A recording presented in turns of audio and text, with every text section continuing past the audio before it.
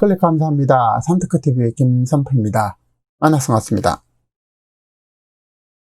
이번 시간은 선정이 2~3개월 이내 재앙 온다. 공장에서 임대로 살라고 갈수록 꼬이는 정부의 주거 안정 방안에 대해서 살펴보고 공시가 90% 심각한 위험성과 문제점에 대해서도 함께 알아보도록 하겠습니다. 신문 헤드라인 몇 개 보면서 말씀드립니다. 석 달 내 재앙 닥친다. 투자의 기재 선정이 현금 늘렸다. 88조 현금 확보한 선정이 3개월 내 재앙 닥칠 수 2~3개월 내 재앙 닥칠 수 있다. 현금 비축 나선 투자 기재 선정이 회장님. 자, 아파트 공시가 시세 90%로 묻지마 증세, 공시가 현실화율 90% 추진, 세액 부담 우려 목소리 나왔다. 호텔에서 공장까지 상가 이르기까지 희한한 전세 대책 나오나, 공장에서 임대로 살라고 주거 안정 방안에 보글보글, 호텔 공장 전월세 추진에 들끓는 정치권, 닭장집에 살라는 거냐 라고 얘기를 하고 있는데요.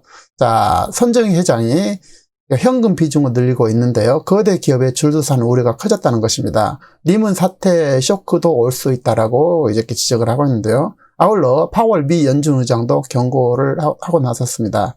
향후 몇 달간 매우 힘들 것이라는 것입니다. 미국 경제의 회복은 갈 길이 멀다는 것인데요.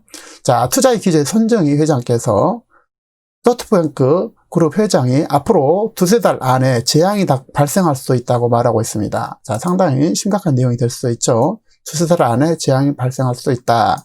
최근 재산을 매각해서 현금 보유 비중을 늘린 것은 최악의 상황에 대비하기 위함이라는 것입니다. 최근 코로나 백신과 관련해서 긍정적인 임상 실험 결과에 불구하고 지나친 낙관론을 경계하는 목소리가 커지고 있는데요. 백신이 광범위하게 보급되기 전까지 최소 1년 이상 걸릴 것이라는 것입니다. 그래서 과도한 희망이 범람하고 있기 때문인데, 이러한 분위기를 반영하듯 뉴욕 증시에서 모더나 주가는 전일 대비 4.9% 떨어졌고 16일 9.6% 급등했다가 다시 하루 만에 또 급락하고 있는 것입니다. 자, 이런 상태를 이렇게 최고의 전문가가 이렇게 지적을 하고 있는 건데요. 파월 의장은 화이자 모더나가 거둔 성과에 대해서 중기적으로 틀림없이 좋은 뉴스라면서도 바이러스가 지금 빠른 속도로 퍼지고 있는 가운데 앞으로 몇 달은 매우 힘들 것이라고 강조하고 있습니다. 자, 아직 어두운 터널 속에 있는 만큼 최근 백신 임상 실험 결과 당면한 불을 끄는데 역부족이라는 취지가 되겠는데요. 팬데믹 장기화 부작용에 대한 우려를 표시하고 있습니다. 사람들이 팬데믹 통제 노력에 대한 자신감을 잃고 있다는 점이 우려된다면서 갈 길은 멀다고 언급한 것입니다.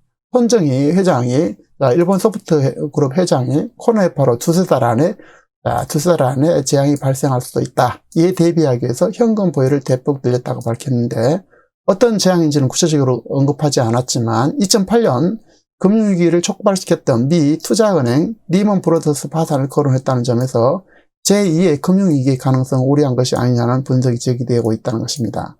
미국 CNBC에 따르면 손 회장은 뉴욕타임즈가 주최한 컨퍼런스에서 화상회의로 참여해서 코로나19의 2차 유행으로 전 세계가 봉쇄될 수 있다. 최악의 시나리오에 대비하고 있으며 공격적으로 자산을 매각했다고 밝혔다는 것입니다.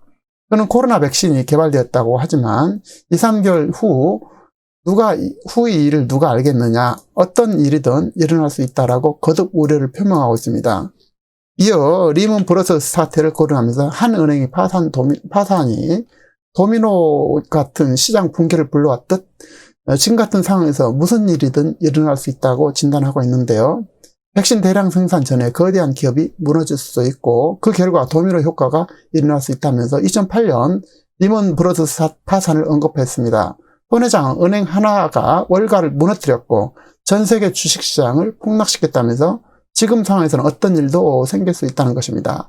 월가에서 백신 뉴스에 이제는 주식을 팔아야 할 때라고 보는 견해도 있는데, 최고 투자가들이 코로나 백신에 대해서 지나치게 낙관하고 있다면서 백신 관련 주식은 오를 만큼 이미 올랐기 때문에 앞으로 수개월간은 백신 관련 뉴스가 나오면 팔아야 한다고 강조하고 있다는 것입니다. 파월 의장도 우리는 똑같은 경제로 돌아가지 못할 것이라면서 서비스업에서 일하는 사람들, 새 직장을 찾는 동안 도움과 지원을 필요로 할 수 있다고 강조하고 있고, 손 회장은 당초 $400억 자산을 매각을 했는데 비상사태 등에 대비해서 800억 달러, 약 88조 원의 현금을 이렇게 팔았다는 것입니다. 그래서 향후 저평가된 자산을 구입하거나 자사주를 더 사들일 수 있다는 것입니다. 자, 다음은 공시가 현실화 90%. 이것이 세후 부담이 매우 심각하게 되고, 자, 아파트 공시가 시세 90% 묻지마 증세에 대해서 살펴보도록 하겠습니다. 정부가 공동주택, 단독주택, 토지 등 모든 유형의 부동산 공시가 현실화를 향할 방침인데 2020년 기준 우리나라 공시가 현실화 비율은 실거래가 대비 공시가격은 토지는 65.5%, 단독주택은 53%, 공동주택은 69% 수준입니다. 자, 개별 공시가는 종합부동산세, 재산세, 취득세 등 토지 관련 국세, 지방세, 각종 부담금, 건강보험료 산정이라든지 기초연금 수령효과 여부, 또 약 59종에 이르는 광범위한 세금과 정책의 집행 기준이 되어서 그야말로 매우 민감한 세 부담을 가중시킬 수 있는 내용이 되는데요. 이걸 한 30% 정도 추가로 올렸을 때, 30% 올렸을 때 엄청난 많은 문제가 이야기된다는 사실입니다. 공시가는 크게 두 가지로 나눠진데요. 표준지 공시가를 만들고, 정부에서 만들고, 이거를 바탕으로 해서 개별 공시가를 이제 지방자치단체가 이제 5월 30일까지 매기게 됩니다. 공시가격은 이제 토지와 주택이 있고요.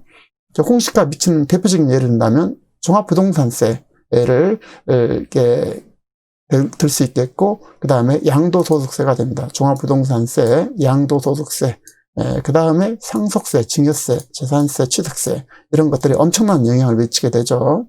또 등록면에서라든지 청약가점 무주택자 분류, 국민채권 매입기준, 국민주택 채권 매입기준, 주택자금 소득공제, 실거래가 신고 검증, 부동산 거래 신고 과태료 부과 기준 등이 되겠습니다. 또한 기초연금, 장애연금 대상자 판단 기준, 기초생활보장급여 대상 판단 기준, 근로장려금 판단 기준, 국가장학금 대상 판단 기준, 특히 이제 지역의료보험, 건강보험료 이게 부과 기준이 되죠. 아울러 병역감면이라든지 국공유재산 대부, 사용료, 인사소송 소가 인지대, 하여튼 공시가의 공직자의 재산 공개 기준 등 그야말로 매우 민감하고 다양한 문제들을 이야기할 수 있다는 것이죠. 가장 유력하게 거론되는 현실화율을 90% 안 되는다면 현재 시세 15억 이상 고가주택은 2025년까지 9억 이상, 15억 미만 주택은 2027년까지 9억 미만 주택은 2030년까지 시세 대비 90% 수준으로 공시가가 높아지게 되는데 9억 미만 주택은 세부담 경감을 위해서 초기 3년간은 인상률을 낮추지만 결과적으로 현실화율이 90%가 되는 시기를 놓치지만 결과적으로 이제 높아지는 것이죠. 자, 한편 정부 공시가 인상은 징벌적 세금 폭탄이다. 헌법 소원 제기했지만 헌재는 이제 각하를 결정했습니다. 자, 공시가가 국토장관과 지방자치단체장이 임의로 정하는 것은 유언이라는 취지의 헌법 소원을 냈지만 공시가 가격에 관한 법률, 부동산 공시법 3조와 10조, 18조에 대해 헌법 소원을 이렇게 제기했었습니다. 자, 이유는 현행 부동산 공시법은 부동산 공시가의 범위와 한계를 법률로 정하지 않은 채 국토부 장관과 시장, 군수, 구청장이 임의로 대폭 인상할 수 있게 돼서 이런 소지가 있다는 것입니다.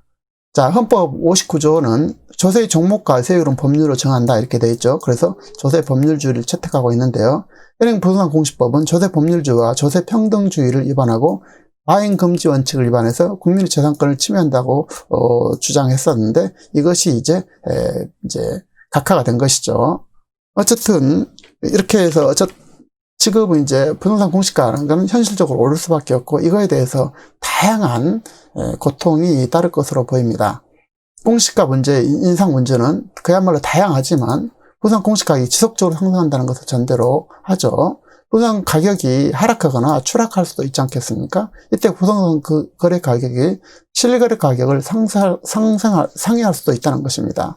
공시가의 현실화는 다양한 문제가 되지만 또 하나의 대표적인 문제는 바로 농지나 축사 부지의 토지가 되겠습니다. 현재 농지나 축사 부지 등 농부가 소유한 토지 현실화율은 65.5%에서 비율이 90%까지 오르면 농민의 재산세 부급 등이 불가피할 전망인데 농민이 소유하면서 실제 영농에 사용되는 농지의 경우 재산세 최저 세율 0.07%가 적용되지만 재산세 산출 기준이 되는 공시가격이 오르면 재산세가 증가할 수밖에 없는 구조고, 재산세 공시가격의 공정시장가격 70%와 세율을 곱해 산출하기 때문에 공시가격이 오르게 되면 재산세가 자동적으로 증가하게 됩니다. 이에 따르면 농지임야뿐 아니라 축사부지라든지 온실, 농업용 창고, 버드스 재배사 등 재산세가 이렇게 대부분 인상을 피할 수가 없게 되죠. 이뿐 아니지만 공시가가 현실화율이 90% 상승하게 된다면 농민에 대한 건강, 국민보험료, 또 기초연금 지원에도 영향이 발생하게 됩니다. 공시가는 건강보험료 등 60여 가지 행정 업무의 기준이 되기 때문에 공시가를 올리게 된다면 건강, 국민보험료, 기초연금 지원에서 제외된다든지 혜택이 줄어드는 상황이 벌어지게 되는 것이죠. 건강보험료의 경우 농민은 2015년도 8월부터 해당 농민의 소득 재산 수준에 반영된 보험료 부과 점수에 따라서 보험료를 차등 지원받게 되는데, 이를 고려한다면 공시가가 미치는 영향은 그야말로 천문학적이라는 것입니다. 그래서 이제 지원을 아예 못 받을 수도 있고 줄어들게 된다는 것이죠. 다음은 호텔의 공장까지 상가까지 희한한 전세 대책 나오나 이렇게 되어 있죠. 호텔 공장 전월세 추진에 들끓는 정치권, 닭장집에 살라는 거냐, 공장에서 임대로 살라고, 주거 안정 방안에 이제 부글부글 이렇게 되어 있는데요. 정부가 서민 중산층 주거 안정 방안을 오늘 19일 발표했다고 밝힌 가운데 공장을 임대주택으로 전환해서 공급하겠다는 방침도 있는 것으로 알려져서 논란이 되고 있는데, 정부는 주거 안정 방안으로 공장, 상가, 호텔 등을 임대주택으로 전환해서 공급하는 방침을 19일 발표할 계획인데, 총 공급 물량은 10만호 플러스 알파로 당초 예상됐던 수만 호보다 훨씬 큰 규모가 되고, 주거 안정 방안 중 주택토지공사가 춥지인가 전세계약을 맺은 뒤 계약가보다 저렴하게 공급하는 전세 임대 방법과 공실인 집을 사들여서 임대하는 매입 임대 방식이 골자인 것으로 전해지고 있는데, 더불어 공급 물량이 최대한 확보하기 위해서 매입 약정 방식도 준비 중인 것으로 확인됐다는데요. 매입 약정 방식은 LH가 민간 사업자 건축 예정이라든지 건축 중인 주택에 대해서 건축 완료 전 매입 약정을 체결한 뒤 준공 뒤 매입해서 임대주택으로 활용하는 방안이 되겠습니다. 이제 근본적인 문제는 여러 가지가 있지만, 이를 위해서 정부 여당이 시내 호텔도 임대주택으로 공급하는 방법도 검토 중이라는데요. 서울 유호지에 있는 관광호텔을 활용해서 1인 가구 맞춤형 레지던스처럼 제공하겠다는 방침입니다. 특히 공실률이 높은 상가나 오피스텔을 사들여서 주거용으로 공급한다든지, 정부는 여기에 대해서 호텔 객실과 빈 공장을 개조해서 주거용으로 공급하는 방안까지 내놓을 것으로 보인다는 것입니다.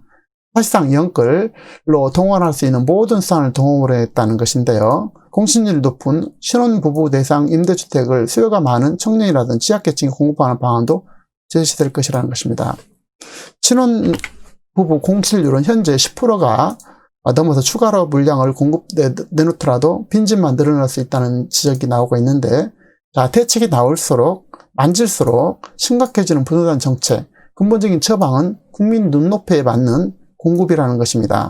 자유시장 경제 질서인 수요와 공급 법칙을 왜곡하게 된다면 어떤 처방도 백약이 무효일 수밖에 없죠.